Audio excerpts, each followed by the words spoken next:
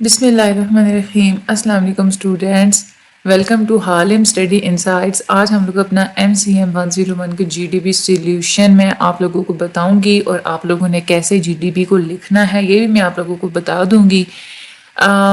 اس میں میں آپ لوگوں کو جتنے بھی پوائنٹس بتاؤں گی نا, تو ویڈیو میں سے آپ لوگوں نے کاپی پیسٹ کر کے نہیں لکھنا. میں آپ لوگوں کو کنسیپٹ بتاؤں گی, آپ نے وہ اپنی ورڈنگ میں لکھتے جانا ہے.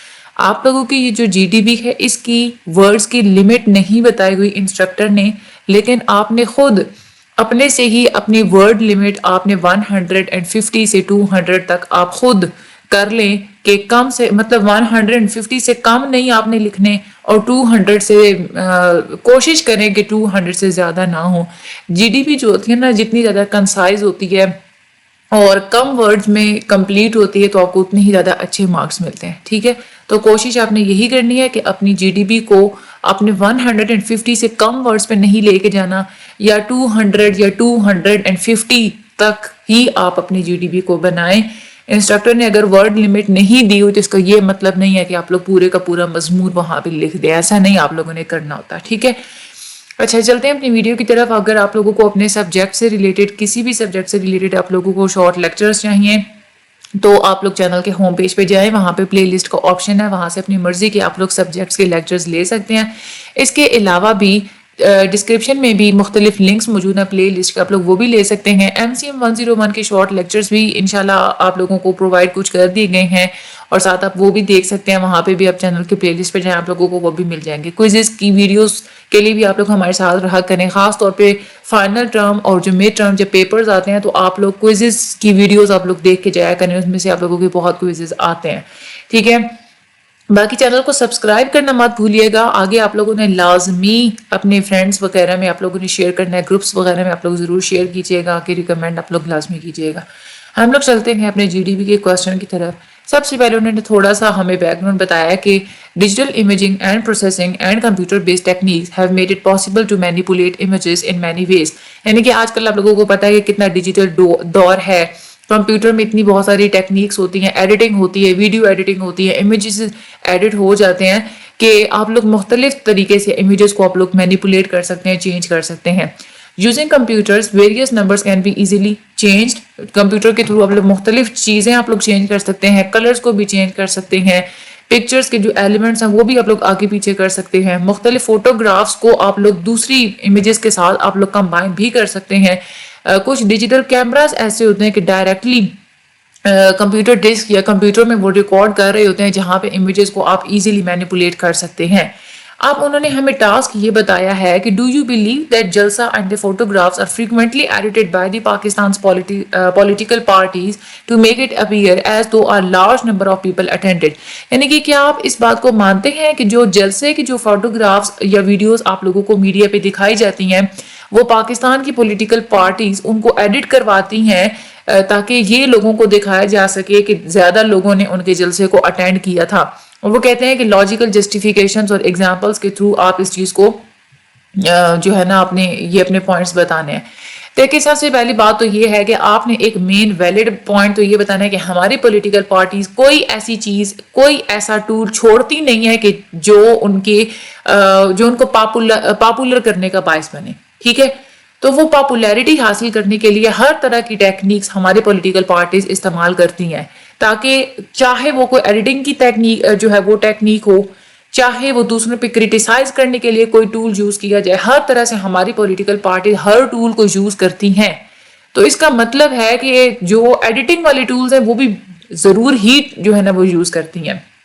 تو ہماری پولیٹیکل پارٹیز کیا کرتی ہیں جی, جلسے کرواتی کیوں ہیں؟ جلسے اسی لیے کرواتی ہیں تاکہ اپنی پارٹی کو وہ پاپولر کر سکیں, اور اپنی پارٹی کی جو پاپولیرٹی کو اور اپنے انفلوئنس کو وہ زیادہ لوگوں تک پہنچا سکیں. تو امیجز کو ڈیفینیٹلی یہ چینج کرتی ہیں تاکہ لوگوں کو یوں نظر آئے کہ ان کا کراؤڈ بہت زیادہ بڑا تھا, کیونکہ ان کو یہ فائدہ ہوتا ہے کہ اس سے ان کا پبلک امیج زیادہ بنتا ہے. لوگ یوں سمجھتے ہیں کہ اس پارٹی کو زیادہ لوگوں نے اٹینڈ کیا تو یہی پارٹی جو ہے نا وہ زیادہ اچھی ہے. ٹھیک ہے, تو اپنا یہ والا امیج کریٹ کرنے کے لیے پولیٹیکل پارٹیز جلسوں کا سائز ہمیں میڈیا میں ایڈٹ کر کے بڑا دکھاتی ہیں. ایک تو یہ آپ لوگوں نے ویلڈ سے پوائنٹ دینا ہے کہ ہماری جو پولیٹیکل پارٹیز ہیں وہ فیوریبل امیج بنانے کے لیے ایسا کرتی ہیں. دوسرا یہ کہ آپ لوگ یہ بھی ایک پوائنٹ آپ لوگ یہ بھی اپنی جسٹیفیکیشن دے سکتے ہیں کہ کیونکہ آج کل بہت سارے ڈیجیٹل امیجنگ ٹولز موجود ہیں جس میں آپ لوگ فوٹوز کو بغیر کسی ایفرٹ کے مینیپولیٹ کر سکتے ہیں. بہت ساری ایسی سافٹ ویئر اپلیکیشنز بھی ہیں جو کہ آلٹر کر سکتی ہیں کراؤڈ کے سائز کو, ڈینسٹی کو, اپیئرنس کو. تو ہماری جو پولیٹیکل پارٹیز ہوتی ہیں ڈیفینیٹلی اس طرح کی ٹیکنیکس کو وہ یوز کرتی ہیں.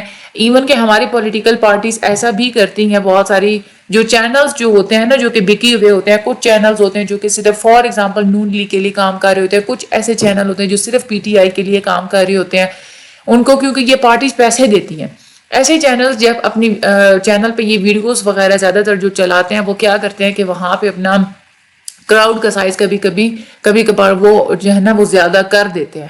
ٹھیک ہے, تو ایک تو یہ بھی جسٹیفیکیشن ہو گئی ہے کہ اس طرح سے کوئی بھی ایک میڈیا کا جو پلیٹ فارم ہے اس کو خریدنا اور اس کو پھر وہاں سے اپنے کراؤڈ سائز کو آلٹر کروانا, اس کو چینج کروانا بہت آسان ہو چکا ہے. اور ایک اور تیسری چیز میں آپ لوگوں کو بتاؤں, آج کل امیجز کو مینیپولیٹ کرنا بہت آسان ہو گیا ہے. زیادہ تر ایسا بھی ہوتا ہے کبھی کبھار کہ ماضی میں جو بڑے جلسے ہوئے ہوتے ہیں نا ان کی فوٹوز لے کے تو وہ بیچ میں مکس اپ کی جاتی ہیں اور ویڈیوز میں دکھائی جاتی ہیں. جو پرانی ویڈیوز ہوتی ہیں وہ نئے جلسوں میں دکھائی جاتی ہیں لوگوں کے سامنے کی امیج کریٹ کرنے کے لیے کہ ہمارا جلسہ بڑا تھا. سوشل میڈیا کا یہ جو ایرا ہے یہاں پہ اب ویژولز ہوتے ہیں مختلف قسم کے, ویژولز کو یوز کر کے پبلک پرسپشن کو چینج کرنے کی کوشش کی جاتی ہے. پارٹیز مختلف قسم کے فوٹوگرافس کو ایڈٹ کرتی ہیں,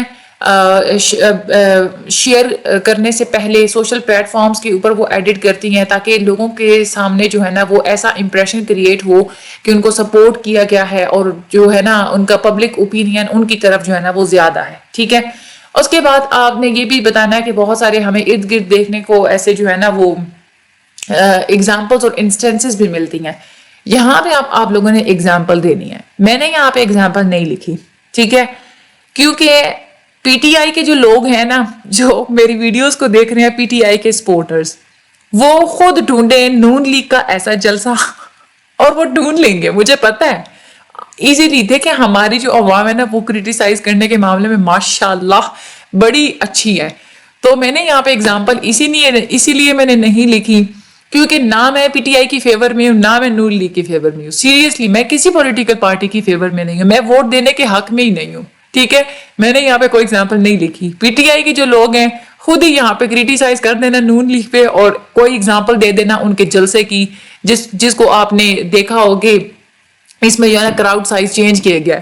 اسی طرح سے جو پی ٹی آئی کے لوگ ہیں نا وہ نون لیگ کے کسی جلسے پی ٹی آئی کے لوگ نون لیگ کے کسی جلسے پہ لکھ دینا, نون لیگ کے جو لوگ ہیں نا وہ پی ٹی آئی کے کسی جلسے پہ لکھ دینا, یا کوئی اور آپ لوگوں کی رائیول پارٹی ہے اس کے بارے میں آپ لوگ لکھ دینا کہ میں نے فلاں جگہ یہ دیکھا تھا کہ وہاں پہ واقعی میں نے ریئل میں جلسہ اٹینڈ کیا تھا تو وہ چھوٹا تھا لیکن جب ٹی وی پہ دکھایا گیا تو وہ بڑا جلسہ تھا.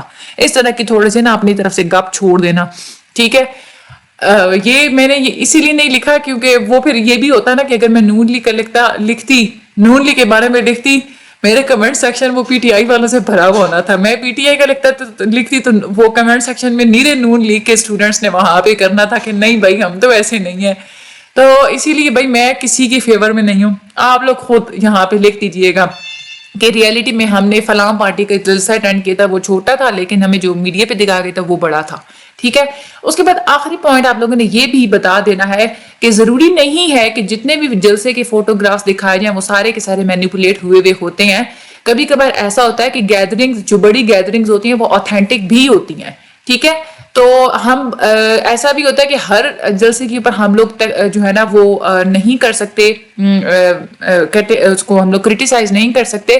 آج کل ڈیجیٹل ٹولز بے شک اویلیبل ہیں لیکن اس کے باوجود بھی بہت ساری ایسے گیدرنگز ہوتی ہیں جو کہ بہت بڑے جلسے ہوتے ہیں پولیٹیکل پارٹیز کے, اور اس سے یہ ہوتا ہے کہ وہ بغیر کسی امیج ایڈیٹنگ کے ایک پازیٹیو امیج لوگوں کی نظروں میں ویسے ہی جو ہے نا وہ کریٹ کر لیتے ہیں بغیر کسی میڈیا ٹول کو یوز کیے ہوئے.